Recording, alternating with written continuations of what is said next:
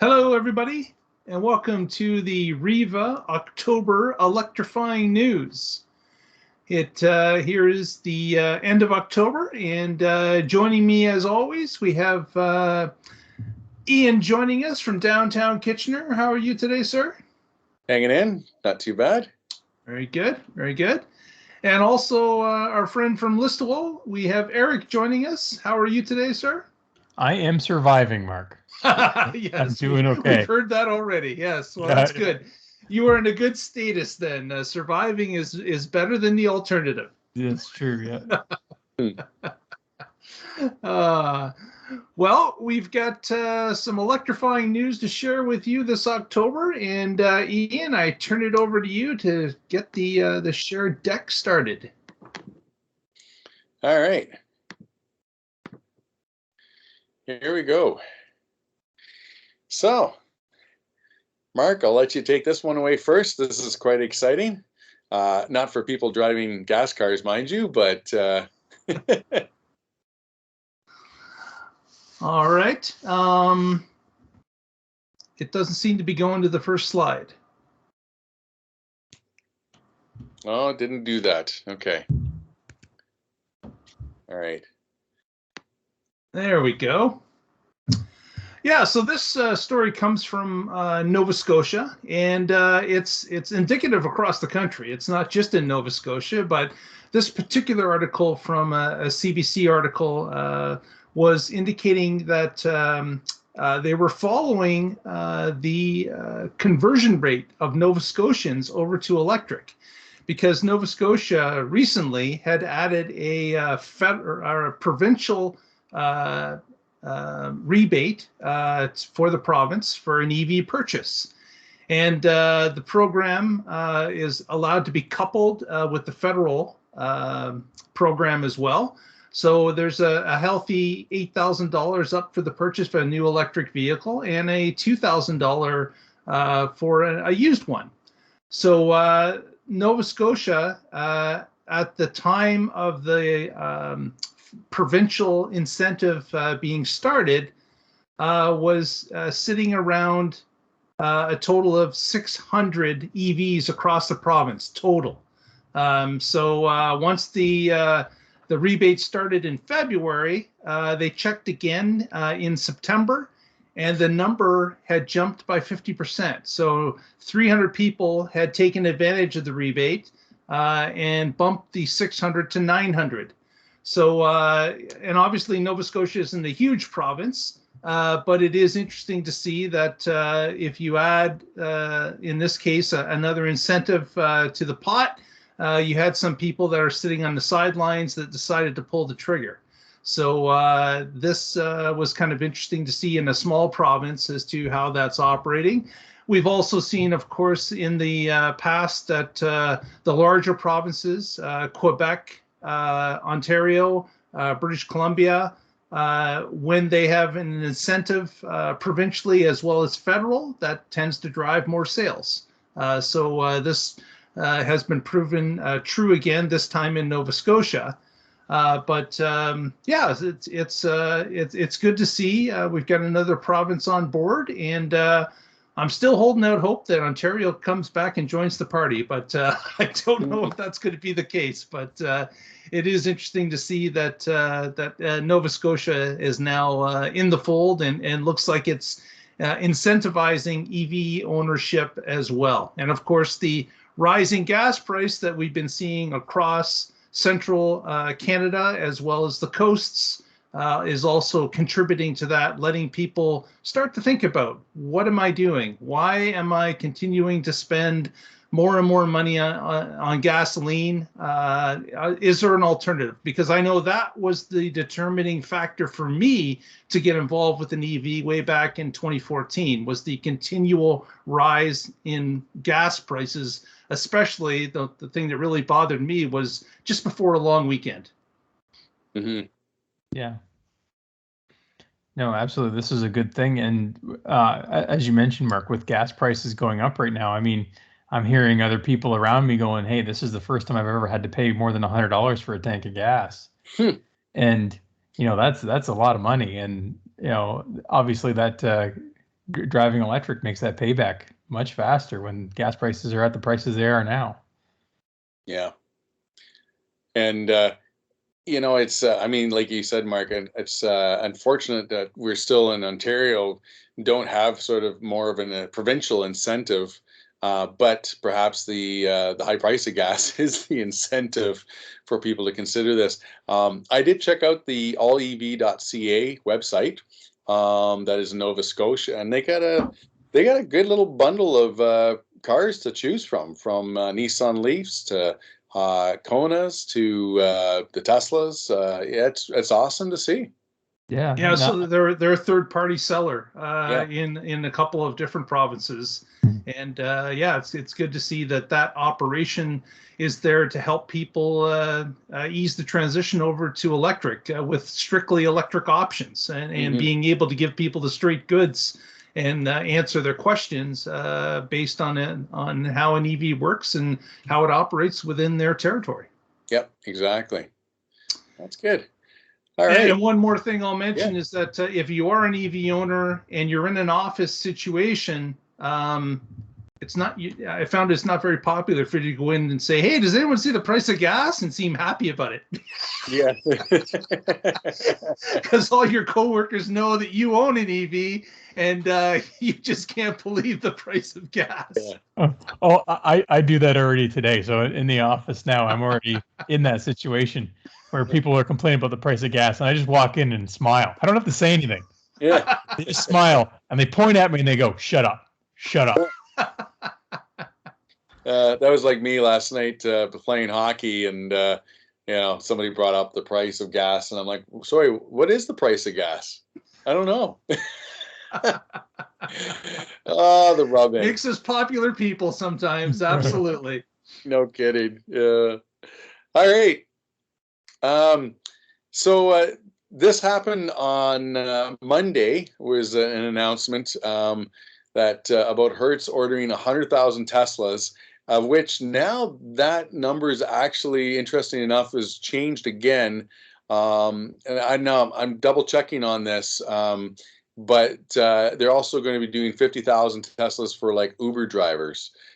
Which is something I didn't know, that Uber drivers, actually some of them would go and rent the car for the week and use it as their vehicle to Uber. And I guess they somehow still make money with that. But anyways, this is quite a purchase. And of course, they've got Tom Brady as part of this campaign. I actually watched some of the Let's Go campaign, the commercials last night.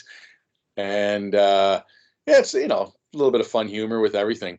But anyways, we're talking over the next year that the cars will be delivered, $4.2 billion of revenue.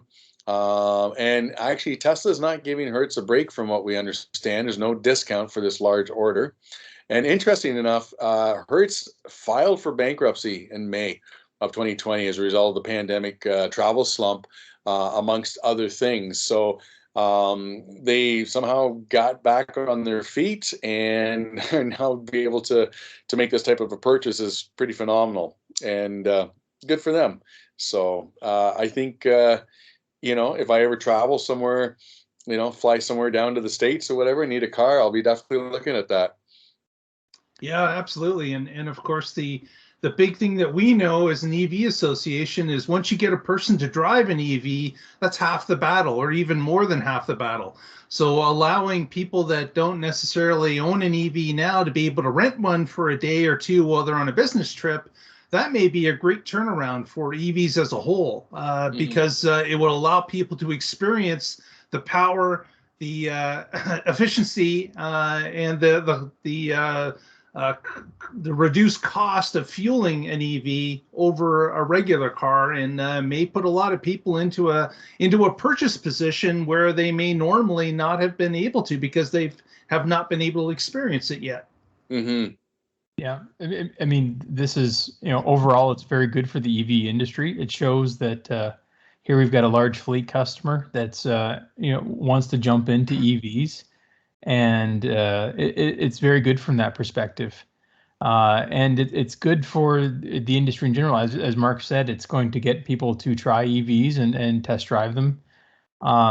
The one thing I'm a little bit confused about, though, is, Tesla has a fairly large backlog of orders right now from normal customers, and now they're making large fleet sales like this. And just from the business perspective, it kind of confuses me a little bit. But overall, it's good for the industry. Mm-hmm. Mm-hmm. The other cool thing is that I was reading some of the details about renting the car and what you're responsible for. And apparently the Hertz dealership is going to provide the car at an 80% charge. And you are able to bring that car back as little as 10% of a charge at no additional charge to you. Mm-hmm. So you basically are getting a number of free miles for that car without having to refuel it. Mm-hmm. And the other bonus is you do get to use the Tesla infrastructure of superchargers if you wish to go further than that distance or wish to charge up, or you can opt to use some of the level 2s that are around or other services that are available that you're familiar with. So you can either use the Tesla infrastructure or you can use third-party infrastructure as well to fuel up these cars. Mm-hmm. I'm wondering if there's going to be a 10-minute, this is how you operate the Tesla. And, just to get people familiar, dealing with just a touchscreen. And also, what are they going to disable on these cars? So I wondered if, like, for example, autopilot might be something they might disable. You're not able to do that. And then also the putting a little bit of a control on the speed as well, or like keeping it in chill mode, so you don't have the acceleration. Yeah, those are all things that, someone that's never driven an EV before may be surprised with. And it maybe some of that learning might be a great idea to have it available for a video to watch before you leave with the car. If you want to learn a little bit before you hit the road, certainly the Tesla network would give you the ability to do that. Whether or not the rental company is going to put that in front of a customer is another thing.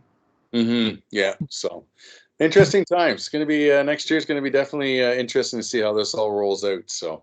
Yeah, and I'd imagine Hertz is mostly going to be purchasing sort of the lower end, not so high performance versions of Teslas. These are probably going to be SR pluses or long range. Yeah, based on the price, they're definitely SR pluses. Yeah.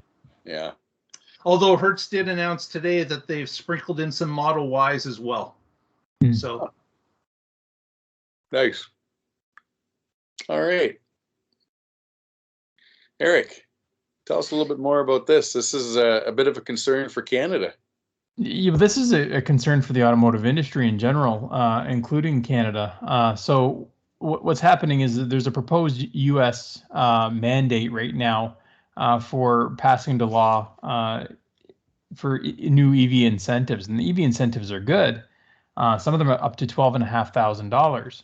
But they're focusing on, they have to be union-made vehicles and they have to be made in the United States.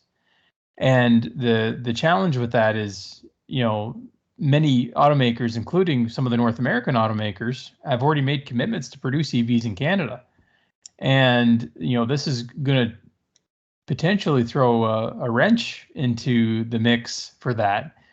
And it really incentivizes certain automakers over others.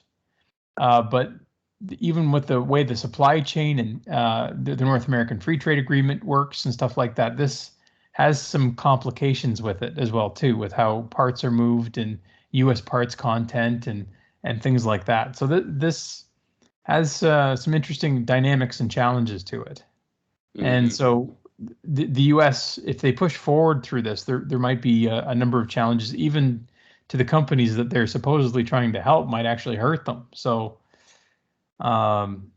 it's going to be interesting. Mm-hmm. Is this, something that you think can be solved with a discussion, or is this going to be an ongoing process?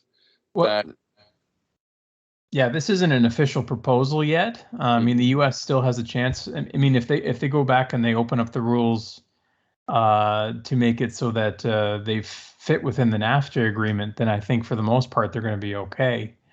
But that's the big thing, is Canada's taking an issue as these incentives might fall against certain rules with NAFTA, and even possibly some of the World Trade Organization rules as well too. Right. So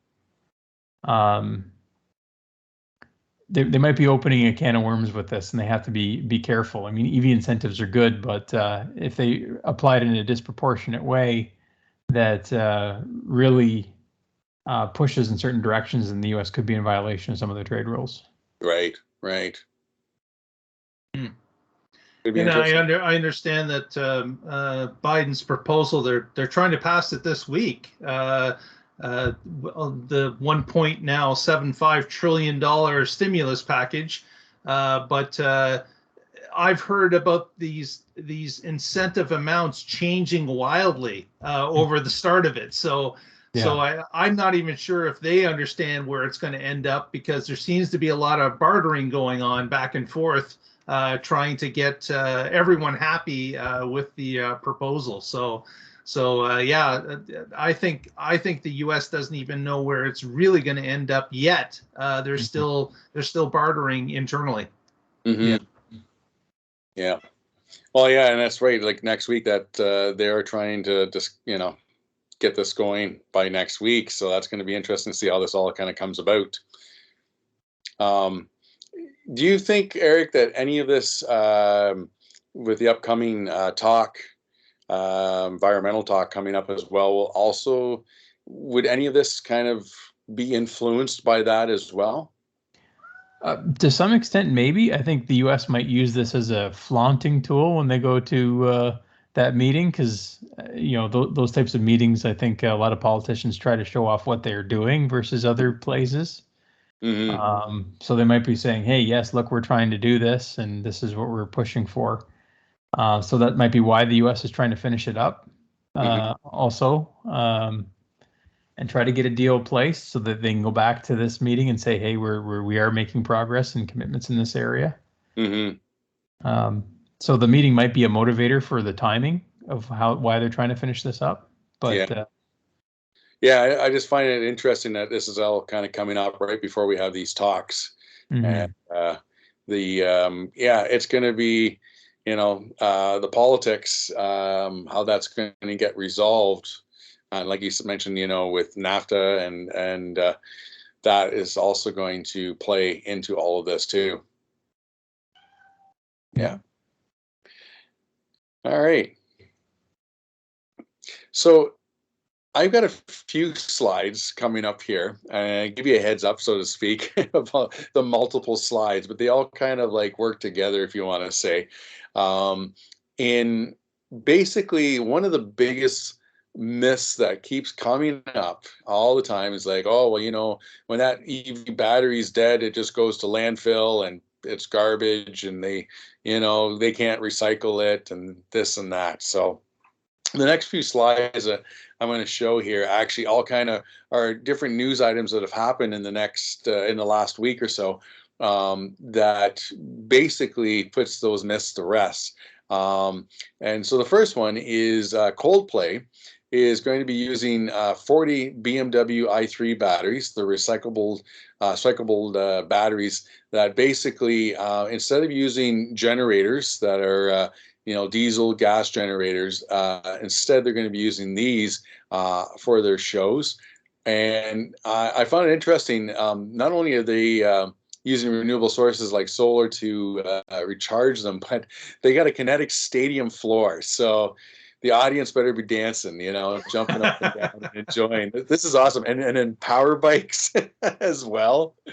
And then lastly, they're going to have generators that are powered by hydro-treated vegetable oil. So back to the days of my veggie van here, but I think it's, Coldplay's, I think, has always kind of looked to see what they can kind of do sustainably on things. And funny enough, one of our members, her brother is actually works with Coldplay on the tour.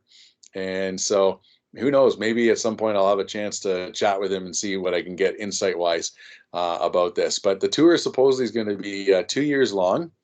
I think the divorce lawyers are on the side wings waiting for when the wives are going to complain about the husband not coming home for 2 years. That's a long tour. But anyways, it's great to see. So there's one aspect of batteries being reused. Here's another one. This is in California. B2U Storage Solutions. These guys, they raised $10 million and they bought a bunch of used Nissan Leaf batteries in the wholesale market, and they have solar charging these batteries during the day, and in the evening when the grid power when they need that, and the grid actually costs electricity wise costs more, and they sell it back to the grid. So these guys are actually making some money at it.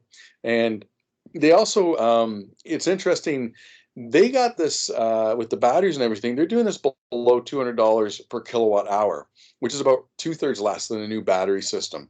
And again, here we are. We're taking these used batteries and showing that they're not really kaput. They're not done and ready for the landfill.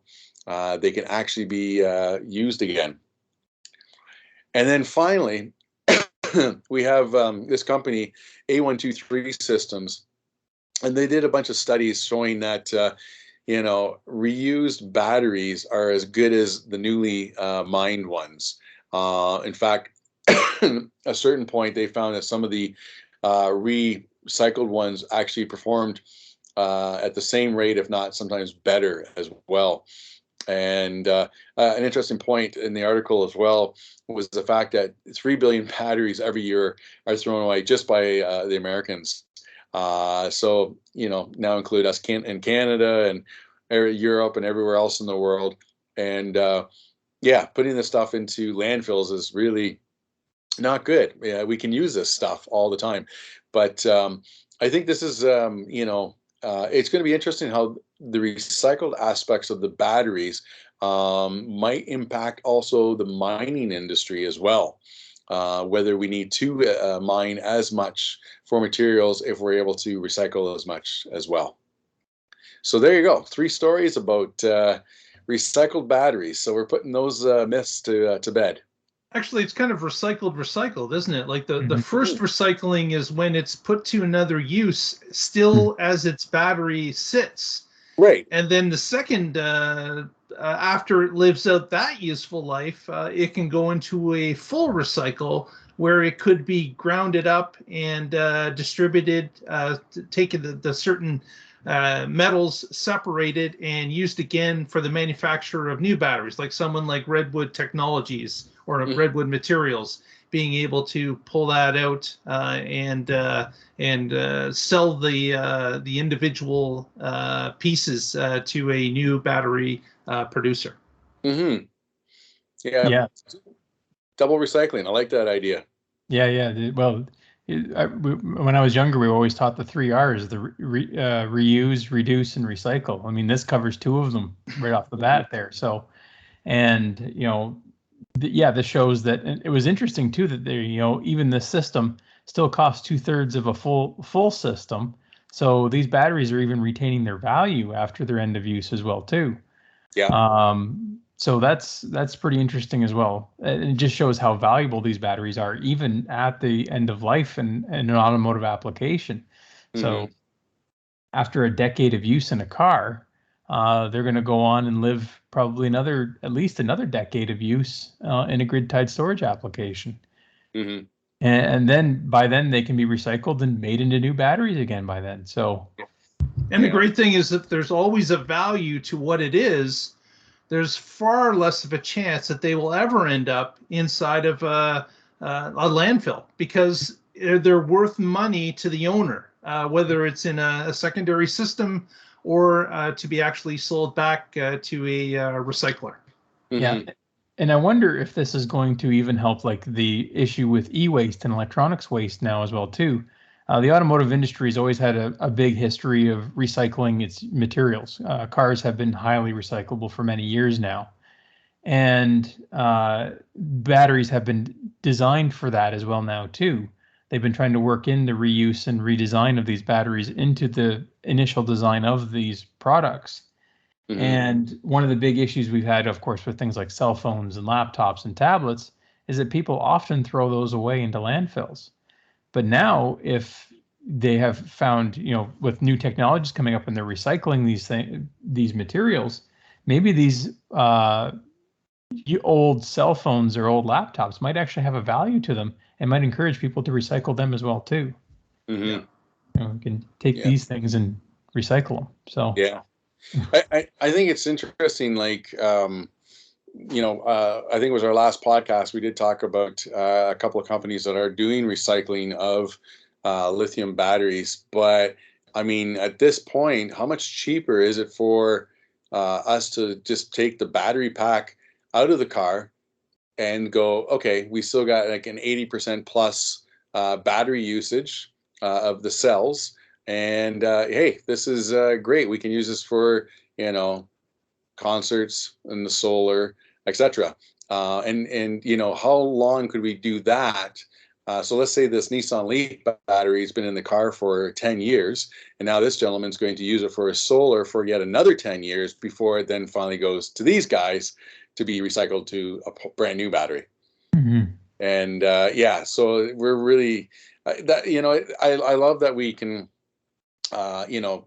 show this, especially to those who keep pushing that myth that we just put these batteries, they only last so long. I love hearing that one too, like, oh, your battery will be replaced in 5 years. No.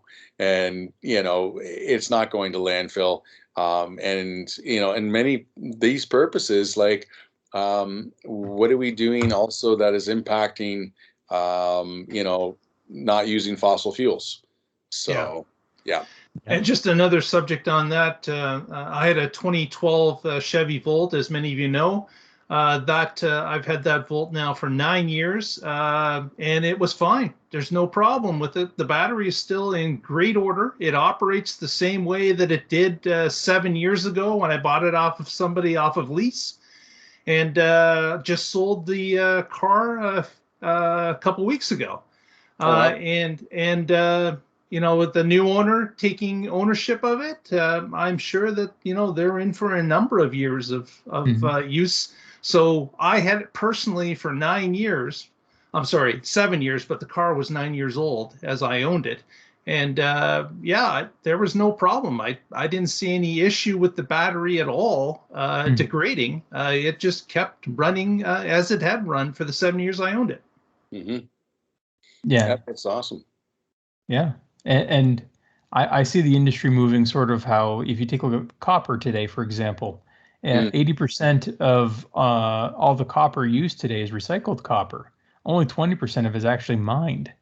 So I eventually see the EV industry and batteries moving in that direction too, where the vast majority of the materials used in batteries could be recycled. Mm-hmm. Yep.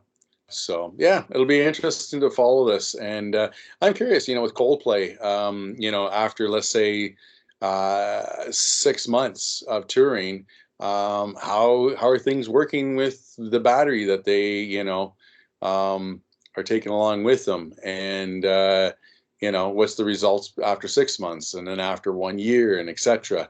And it'd be interesting to see a little graph of how much kinetic energy. I could see them actually making a little contest out of this, where each city, they have a competition of how much kinetic energy can the audience create to recharge their batteries, and which city would win at the end of the tour. And maybe they get another opportunity to see the band live or something like that. So, there's lots of great marketing opportunities that way. All right. Speaking of batteries, Eric, I'll let you discuss this one, but I have to say, this is up in my area where my cabin is, by a Little Current. Just the north end of Manitoulin Island, and I didn't, realize like these costs. So yeah, I'll let you discuss this here. Yeah. Yeah, I've been hearing this for a while. You know that Hydro One charges really high fees for people to connect to the grid. And here we have somebody who runs a radio station and runs a few other side businesses as well too. Uh, they run two radio stations, the Great Lakes Country 103.1 and Hits 100.7. And basically, they were trying to upgrade their hydro connection and connect to it. And Hydro One originally was asking for a very high fee, nearly $50,000, and they managed to negotiate that down to 25,000. But then he went and priced out a whole battery solar system and wind system that he could use to tie in to go off grid, basically, and it only cost him 23,000 to do that. So it was cheaper for him to install solar panels and wind power and battery backup system than it was to connect to the grid. So it was a no-brainer at that point, because not only is he not having to connect to the grid, but now he's not having to pay those hydro prices either, those electricity prices. So the investment was right up front, and it saved him, huge amount of money. And I've been hearing this from multiple people now. I've heard of a few different people up north and other regions where they're not directly connected to the grid and they don't have direct service. And the fees that Hydro One is charging them to connect to the grid are exorbitantly high. So for those types of customers, going off grid, I think, makes a lot of sense. Yeah. That was another part of that article, was a gentleman who was looking to connect. And yeah, he just realized it was cheaper just to go with solar and get the battery backup system and just to do that way.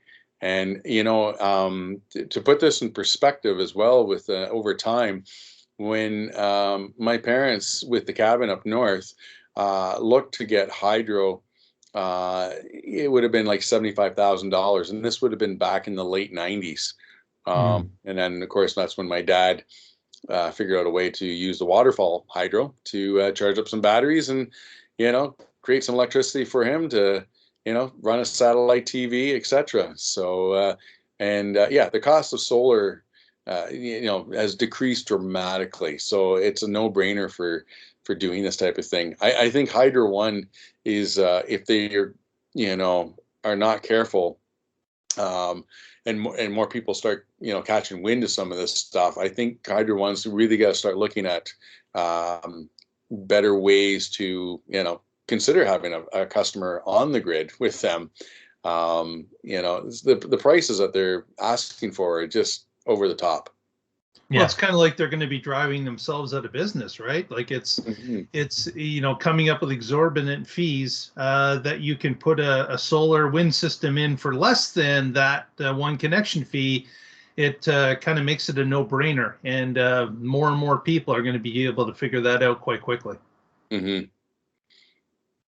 So I'm trying to figure out too, like, you mentioned that the one station's a country station. So how do those guys in their big trucks that listen to country music feel about the fact their music's being provided to them by solar and wind? But thanks. It's great to see that, I don't think it's a bad thing to have a little, so to speak, competition. And to give people some other possibilities. I could see one area where somebody would say, like, I don't know if I feel comfortable with the electronics, the batteries, all that type of stuff. How do I know, that the batteries are working properly? How am I not going to zap myself, etc.? And of course, that's, getting proper install and, I'm sure there's some certifications, certifiable people coming in there to do everything. But I could see some people being that aspect a little leery about stuff as well. Yeah, being concerned about the reliability or any potential for downtime and stuff like that. Yeah, it's kind of scary to go without power. Yeah, in that situation. Yeah, and this gentleman as well with the radio station, it was internet communications as well. He did. Yes, yeah. They have they're an internet service provider as well too. Yeah, and I think they were expanding the solar, from what I understand. Yeah, they're trying to basically go completely off the grid, because they still have a grid connection for some things. They're trying to upgrade their service, I think, for the radio portion of it, but yeah, they're trying to go completely off because they said their electricity bill would have been like $6,000 a month if they had to connect, but it's only $1,500 a month now with the system. Mhm. So, and they do run a propane backup or propane heating system as well too. Yes. Yeah. I think that's one area that's, Eric, as you know, with your own house, you've got the air source heat pump, but I think that's one area that still has some growing to do in terms of getting people comfortable. Air conditioning, not so much, but for home heating, especially places like up north. I remember those lovely days of -25 and at nighttime -30 something or other, and so that part of it. Yeah, that's the biggest challenge. Is obviously that's the time of year when you generate the least amount of solar power, and if you're using that electricity to make heat, that's when you're using the most amount of power. So yeah, that is probably where the biggest challenge is. Yeah, exactly. Cool. All right, Mark, take it away. Guinness World Record happened recently in Quebec, where they invited as many EV drivers as they could to, I guess, invade this small town in Quebec. And this happened last weekend, and they were handily able to beat the 400, I think it was 403 actually, European record with 733 vehicles. And before anybody asks, yes, these were complete electric vehicles. There was not even any hybrids in the mix. It was just all EVs in this particular roundup. And they even had some entries as far away as southern came in to this Quebec town to celebrate and begin. There was an EV week going on, and this was to start off that EV week. So it was confirmed in the afternoon, and since it was an EV parade, they had to actually drive by a counter. So they all got on the road, and as you can see, there's quite a bit of gridlock in this photo as they were out moving around, collecting that new Guinness Book of World Records. Wow.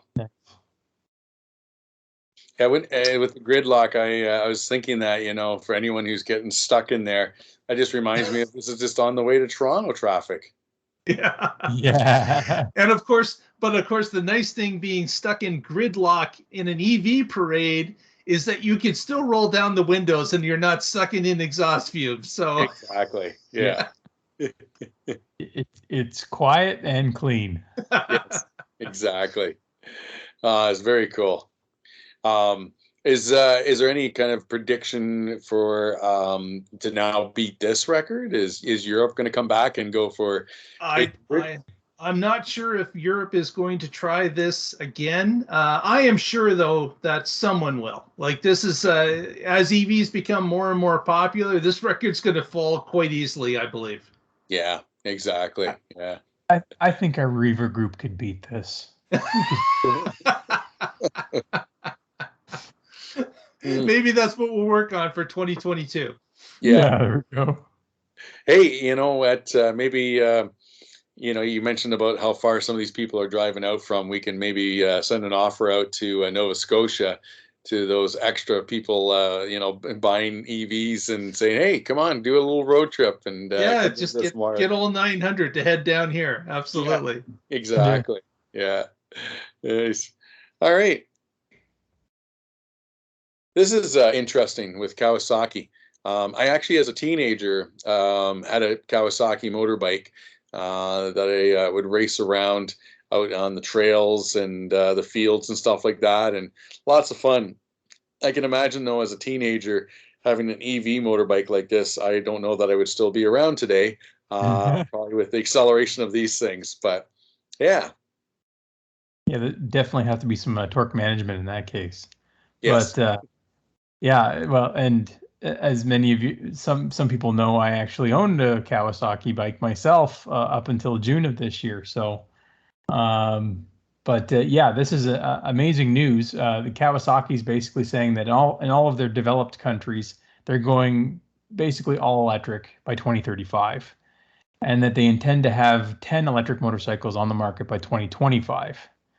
So this is, great news, I think, and I look forward to the opportunity to possibly purchase one of these if they can come out with something that is a nice touring motorcycle that is electric. So I'm looking forward to this. Yeah, it just kind of shows the industry. All the industries are heading electric, as we've talked about in the past. And this is another sign where a major motorcycle manufacturer has started to see the writing is on the wall, and they have to get involved with it or it'll be left behind. Mm-hmm. It's a really nice looking bike. It's I like the lines, on it, and I wouldn't look at this bike as, EV or gas. I just look at it as it's a nice looking bike. Yeah. So. Yeah, absolutely. And of course, in the article, they mentioned about the fact that, it's interesting. One of the challenges, even just as appealing as to a gearhead, they like the sound and vibration of a gas motor. And, on a motorbike, I get that, when you're riding that motor, and that sound, especially too when the clutch isn't engaged and you're revving the motor, and I don't know, I get that. There's a part of that that's, I think a nostalgia aspect to it for a lot of the gearheads who love their motorbikes. But I think also once they get on an EV bike and they feel that torque, and that's going to change their mind.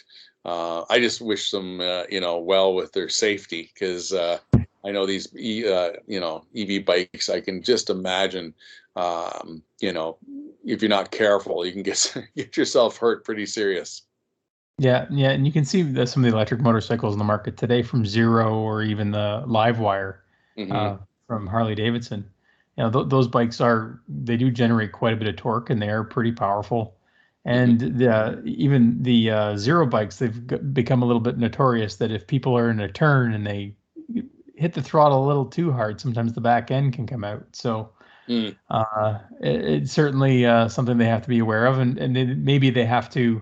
There's a lot of technology out there today where they can look at lean angle and steering input and program the torque output of the wheels to keep things in check a little bit too. So there's a lot of technology now today to help mitigate some of those issues. Yeah. Of course, that's correct with the the technology aspect and keeping the rider safe, because I'm sure they're not going to necessarily feel by revving it, the back end of it, as you say, going out, where a computer will actually know that and keep the driver safe. Yeah, it'll be awesome to have. Yeah, but in a lot of places, like if you look at the developed world, a lot of places have mopeds and motorbikes today as their mode of transportation, just because there's so much congestion. It would be almost impossible for everybody to own a car. So in some markets, even in the developed world, motorcycles, especially electric ones, could be a good option for a lot of people as well too, as commuter vehicles. Oh yeah, for sure. They can use them in the bike lanes we got here in Kitchener. Lots of space there. All right.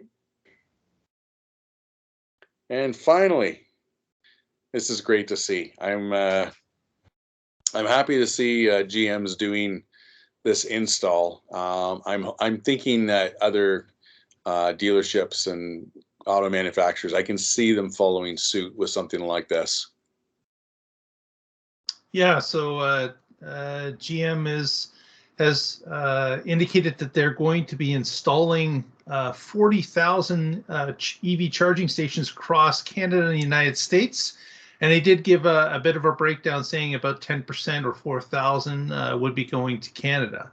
So this is also going to be paired with a lot of their dealerships.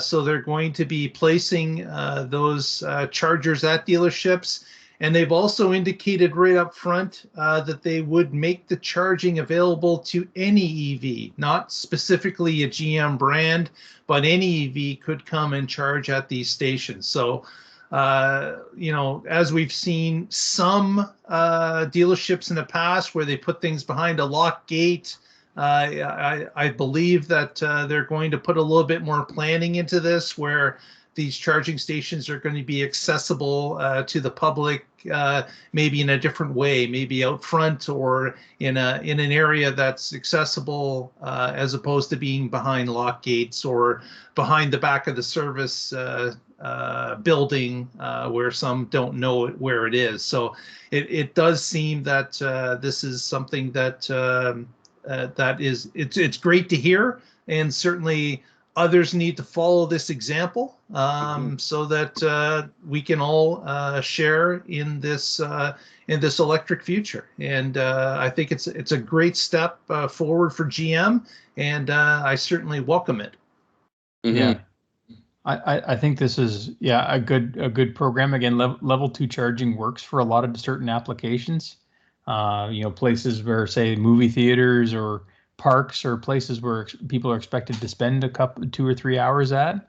I think it makes a lot of sense for some applications, and they are talking about installing these, as you said, at workplaces and multi-unit dwellings and stuff like that as well too. And this is all part of GM's new Ultium 360 charging experience. So earlier they announced that they would be installing 4,300 DC fast chargers. And now this is an expansion of that program where they're giving up to 10 level 2 stations to dealers. And these level 2 stations will be fairly high powered units. They'll either be 19 kilowatt level 2 stations or 11 kilowatt units. And some of them will be smart units with even a built-in camera, so that they can be used for, and this reminds me of the group that we have often worked with at Switch, where they often use a camera-based system for tracking who's using their devices and stuff like that. And so it looks like these stations will have that built-in capability to do something similar. Mm-hmm. I think GM is. I like the fact that they're not just going to try and appeal to just their cars. They are trying to get the opportunity for others, electric vehicles, to come in and use the stations. I like the comparison, like there's mentioning there's roughly 11,000 gas stations across Canada. So even at GM puts in 4,000 car charging stations, I mean, we haven't talked about, okay, so how many IV charging stations are there? How many Tesla charging stations? Like, we now are, I think, more and more at a point where, there's going to be more charging stations and gas stations in Canada relatively soon. Mm-hmm. Yeah, absolutely. Yeah. And do you actually, Eric, out of curiosity, do you see other companies like Ford potentially getting involved with their own dealerships and putting stuff in? I don't. I do certainly see other companies doing something similar at some point. I don't know if Ford specifically is going to, but I'm sure other companies are going to follow suit on some level as well too. Mm-hmm. All right. Well, there you go. That's tonight's slides that we have.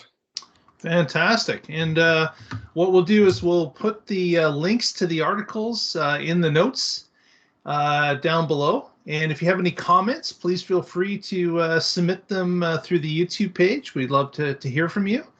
And if you haven't already, and you're already at the end of the video, please give us a thumbs up on the video and press that subscribe button. If you'd like to be notified, you get first notification when these videos go live.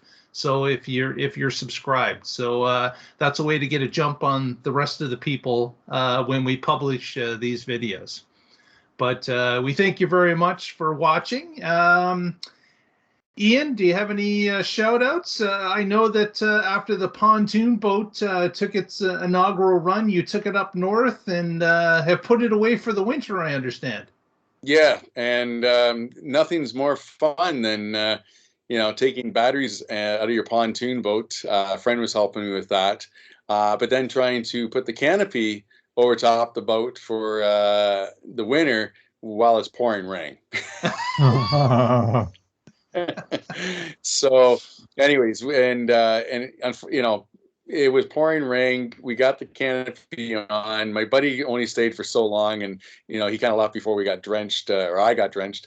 But I ended up having to go into town, getting some more roped, and some more bungee cords, brought it back, only to see that the canopy was starting to sink into the boat with the weight of the water. Oh. And so we had to devise, there's these poles that hold up the cloth canopy. So we got those back up, and then got the other canopy over. So I'm crossing fingers that it's okay on that. But actually, I will give a shout out to, there's a gentleman in Nova Scotia who also modified his pontoon boat, but with I think 150 horsepower electric motor. And he is now giving a real run to the gas motor, you know, with a 0 to 30 aspect of things. Is crazy. You know, he's doing that, I think, in 3.2 seconds or something like that. So it's, you know, I'll give a shout out to him. You know, mine's just a slow floating couch. Still fun, but yeah, absolutely. Exactly. Eric, any shout outs at the end of the show? None right now, Mark. Okay. Didn't mean to put you on the spot, but I thought I'd give you an opportunity if something. Yeah. Eric's had a rough week, so we're just happy we made it through the show all right. So thank everyone for watching. Appreciate you doing so, and we will catch you next time for another REVA Electrifying News. Good night, everyone. Have a good night.